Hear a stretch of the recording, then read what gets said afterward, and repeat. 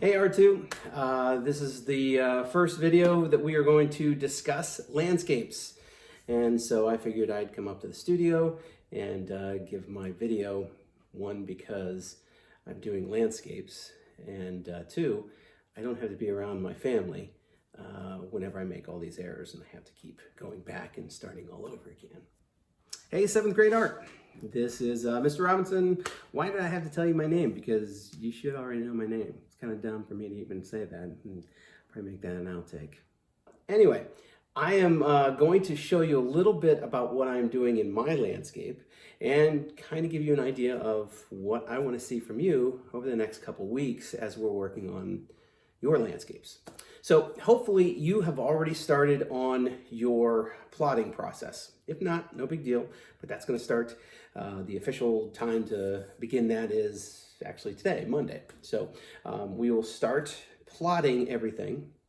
And by the end of the week, I want you to have a good sense of what your landscape is going to look like. Now, your plotting process is extremely important, okay? You botch that, things go really wrong. So make sure that you watch the video that I included with this. It will give you kind of like a recap, because I understand it's been several weeks since we've done the whole plotting thing. But it's a good idea to have exactly where your horizon is, where a couple key elements are, because then you can trust your drawing ability to be able to do the rest of it. Where students screw up is where they do absolutely no plotting and they think, I'll just make this work. And usually what happens with that, I'll just make it work, it doesn't work, okay? Even me, today, I still do plotting elements, okay? So if you look at my drawing right now, you will notice there are different spaces up at the top and along the side. I plot, okay? I like being able to tell exactly where things are, because remember, if it works on the photo, it's gonna work in your painting. So make sure that you're using that as much as you possibly can, or else things are going to be out of perspective. Things are going to be, it's not going to seem like it's laying flat, and that is crucial to landscapes, is making it feel like you are looking at land, and that land has some depth. Other areas that will need to have depth. And this is something that I really wish I was there to be able to show you examples, and I might be able to show you some examples in my work. But you want to also have depth in your sky. So some of you may have some clouds in your sky, or maybe you're just seeing a progression of light at the horizon and a little bit darker blue at the peak of the painting.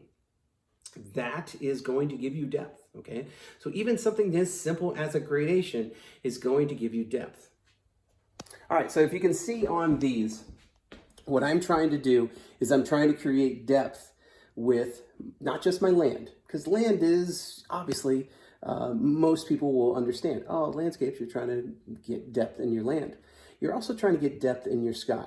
And like I said before, you could get depth in your sky just with a simple progression from a brighter value, usually toward the horizon. And as you move up to the top of the frame, it'll have a little bit more of a vibrant blue, okay? This one would be an extreme case of using clouds. And I'm not, certain. I don't think anybody really has a ton of different clouds in their drawings. But with this one, this is showing depth in your sky. So the contrast that's up here, there's going to be darker darks and lighter lights up here. And then as we come down here, things become more around the same value. Okay, so like a medium range against a medium range. Yes, there might be color value or color differences, but there's not going to be a ton of value difference. Okay, and what that will do is it will make the heavier contrast up at the top, and that's the stuff that is closer to you, the stuff that is hanging over top of you. And the stuff that is down toward the horizon line, not going to have as much contrast, but it's going to have, it's going to give the illusion of depth because it doesn't have contrast, okay? You could still go with vibrancy and everything like that, but you're showing that progression. The other thing is you're going to have clouds up here that are going to be a little bit larger, and then as they come down, they'll start to meld into just a couple dots. Okay. Now, again, the majority of you, I didn't let you do sunsets. I tried to get you to stay away from it. But having that knowledge that you are not just showing depth in your land, but you're also showing it in your sky, okay?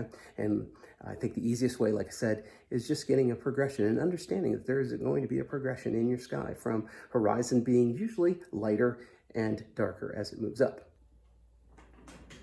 Okay, so this one, I'm just about to take it off the easel. It's the one that I've been working on the past couple weeks. And what you'll notice in it is that when you step back away from it, it looks like it's got all this fine, tiny little detail, and it doesn't. It has none of that. It has loose, broken up color. So when you look at the skyline, and it has all the different clouds being broken up, those aren't clouds. Those aren't detailed clouds. There's just a couple broken bits of color. And when you step back, it fuses together. When you look at the detail that's here in the barn and all, I don't have a barn door on there. I barely even have the angle correct on what the roof would look like. The limbs on the trees, that's not a thing, especially when it's that far away. I am breaking things up and making it into its simplest form because it's so far away. The other thing that I'm using is broken color. If anybody is going to shoehorn my artwork into a style or a genre, it's going to be Impressionist. So Impressionism was about seeing what light and color do in reality. So landscape is a perfect form or a perfect way to to experiment with Impressionism, and that's what I want to see from your work.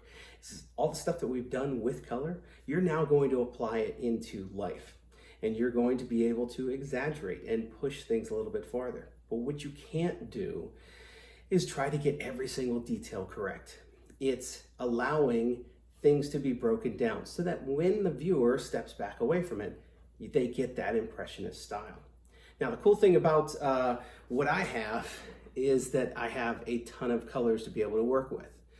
And although although it seems like I'm going you working with only 24 or actually 23 colors is the best way to get started. Is when you are whittled down to a tiny amount of colors, what you're having to do is find ways that you can optically fuse colors together to get that right shade of orange. Yeah, sure, you've got an orange, but it's not the right kind of orange. It needs a little bit of yellow in it, and it also might need a little bit of an opposite color. So maybe it needs a little bit of blue. So instead of adding all those colors together, maybe you break up the colors and you put them side to side, and the colors that you create the color when you step back away from it. So the colors that you put together, when you step back, it works. Kind of hard to show it, and this pandemic couldn't come at a worse time because this is the project that I really look forward to doing because I love landscape. I love landscape because when people look at my work, they don't sit there and go, well, that tree, it's not in the right spot, or that tree is not exactly right. Yes, plotting is important, but it's not nearly as important as trying to make the composition work. And it's not crazy difficult or crazy important, I guess I should say, to get it exactly like the photograph. Get it as close as you can, but still give the impression of that light on the land. Okay, so I'm going to give you a couple other, feedback every once in a while. But what we're going to have to do for the next couple weeks is you're going to be working on these landscapes. The landscape, what I need to have back from you is on Fridays, I will need to get feedback from you. So in your Google Classroom, I'll assign every Monday, I'll give you, this is what I expect and this is what I want to see come Friday. And on Friday, the end of the day, you got to have it done. On Friday, I will grade and try to give you some feedback every Friday. I'll grade them on Saturday mornings is probably what it will end up being. So I need you to turn those in.